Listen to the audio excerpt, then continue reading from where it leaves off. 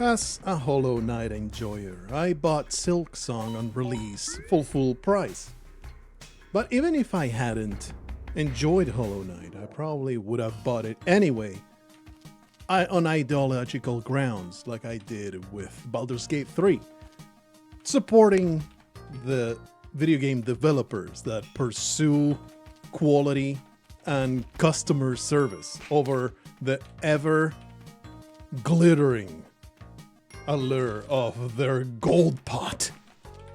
Like the AAA industry has fully embraced, the AAA slop is now completely unstoppable, and they will not change course. They will not change course.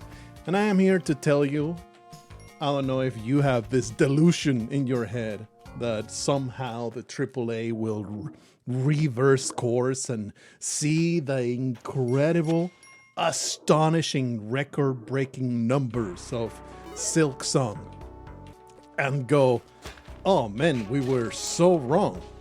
I see these quotes saying, ha, and they said single-player games are over. Look at this incredible success story, my good friend.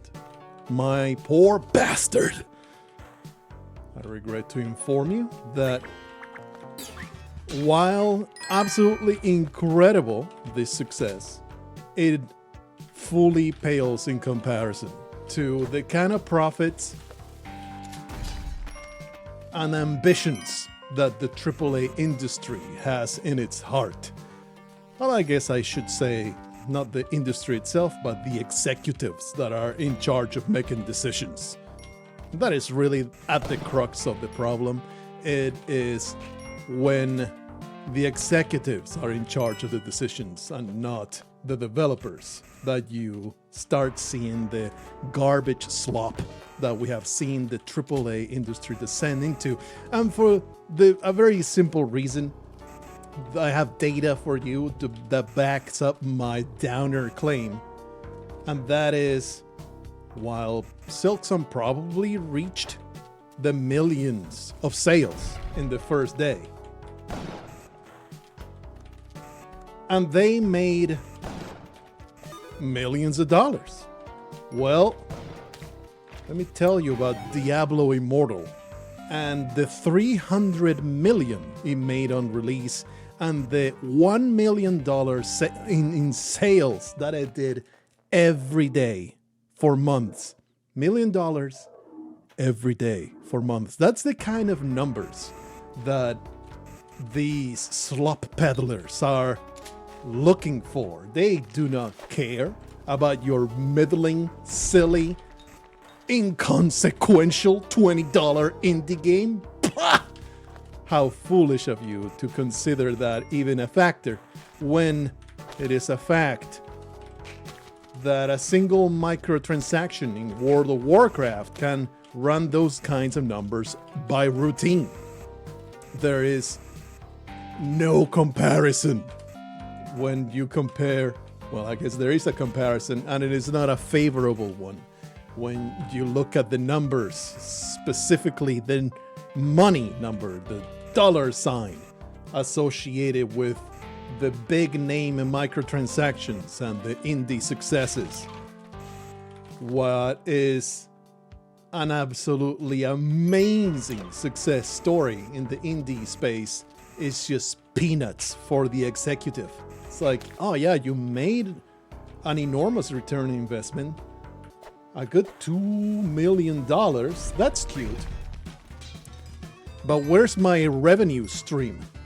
Everybody bought your game, and now what? Where's my next million, buddy? You think you're done? Oh, you made a video game and released it, and now you're going to spend 3 more years developing the next project? Get back to work and give me some silk dress for Hornet that the player can buy for $9.99. And thus goes the microtransaction cycle and incentive. It is just a truly despicable reality, but it's reality nonetheless. So if you're like, making posts of all the AAA industry. They have no idea. No such thing, my man. No such thing. Now, the indie space, not that they needed to learn a lesson. The indie space, I feel they are, I mean, right now they are in a oversaturated space for sure. It is not nearly as comfortable or as adventurous, as positive of a space as it used to be. Now it becomes quite the challenge to stand out. It used to be that, man, I got on Steam. Holy crap. My life as a developer is now only going to soar. Now getting on Steam, you are just part, you're just another grain of sand in that shovel. And if you want to stand out, you're going to have to do something extra. No, long are the days that your first project is going to get any attention whatsoever. And I do see that slight delusion, because I do get a few messages here and there to cover games or demos. And there are games that are just not there, brother. I regret it very much to be the bearer of bad news. And I will sometimes, even though, you know, it's a thankless job, I take it as a duty. As a duty, I say, to say these things to people that need to hear it. That, like, I don't mean to discourage you, but this doesn't look like something you can make money on. And maybe, you know, get back to the drawing board. Doesn't happen that often, I will say. It's not something that I am saying every day to all these hopefuls or anything like that, but I do see it. And it's like, the environment ain't that anymore. I don't know if it ever was to begin with. You still have to be pretty exceptional to ever succeed as a game developer. Trying to figure out how to manage this ghost. Don't worry about it. We're going to come all the way over here. Get me some diamonds. Here we go. But certainly it is a healthy thing. The indie space is where I forget the last AAA game that I gave money to. I honestly cannot tell you. There is one, and it wasn't too long ago. Do you count Dark Souls as AAA? I don't think so, right? That is the AA From Software. It's kind of in a limbo. They are still independent. Are they? They're owned by Bandai. That doesn't sound very independent to me. But they are, you know, kind of like a middle ground. They are not frickin' Activision. They are not Tencent.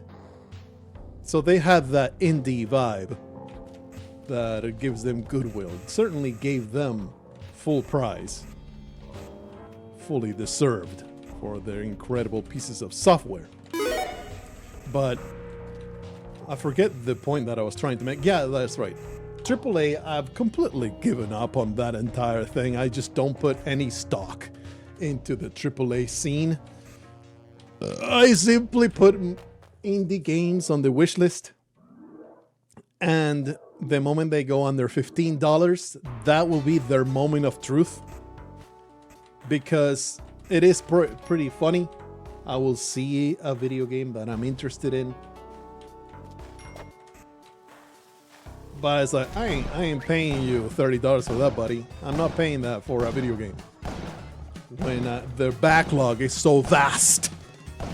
Let me put you on that wish list and wait until the inevitable sale, for which indie games are very notorious for. Very, very nice that that's the case. And once they reach the $15 mark, then I'm like, do I really want to play this game? I will truly evaluate it. And I would say about 50% of the time, I'll just remove them from the list instead. I will imagine myself playing this video game, and I will be like, will this provide me any kind of unique experience? Or is this Factorio but worse? Is this The Binding of Isaac but worse? Is this Spelunky but worse? And if the answer to that is resounding yes, I ain't gonna touch it. And it's unfortunate because I do want to give, I have a very ingrained sense, I won't call it duty. I do want to support the video game industry conceptually. The people that are doing things right, I want to give them the money and encourage them to continue doing the work. Thus, Silksong being on my list already I haven't touched it. I don't know if I'm gonna anytime soon, but the will is there, and I appreciate it for what it is. Same deal with Baldur's Gate 3. That may be, would you call that AAA? It is an independent studio, but the budget's in the millions. When your budget gets in the millions and millions and millions of dollars, kind of gets silly to call your venture an indie game. But it is, technically an indie game. I think this bomb will not disturb the idol. Yeah, there you go. Oh, the ghost is here though.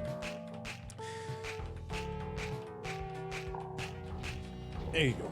But even, you see that narrative of people being like, how can this game be $20? I wanted to price my indie game $20 and it doesn't it's not worth sniffing the farts coming out of Hornet's patootie.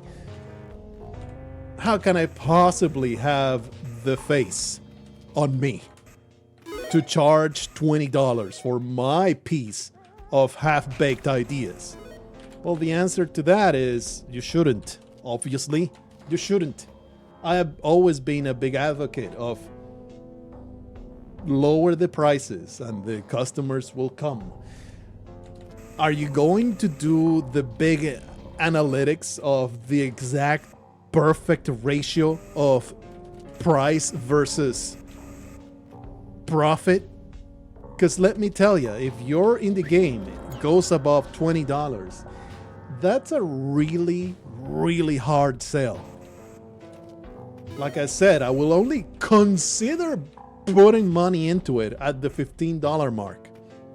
So just lower the price and you will lure in all those stingy bastards like myself that don't just drop $30 in a whim on something that they might get around to playing at some point. Just saying. Maybe look at that. I will always cite Vampire Survivors as the incredible success story. In its own way, it became its own trend, and then it got bastardized and abused and kind of... the other day I saw a Vampire Survivors, but it was actually super fancy, so they priced it at $10. I doubt that game is doing all that great, because there's an industry standard of the genre, and that is $4 at the most. Not going to play your fancy smancy Vampire Survivors clone because you made it in Unreal Engine 17. You know what I'm saying? Anyway, my point being, perhaps it's okay to give your entertainment a lower entry cost, and the customers will come.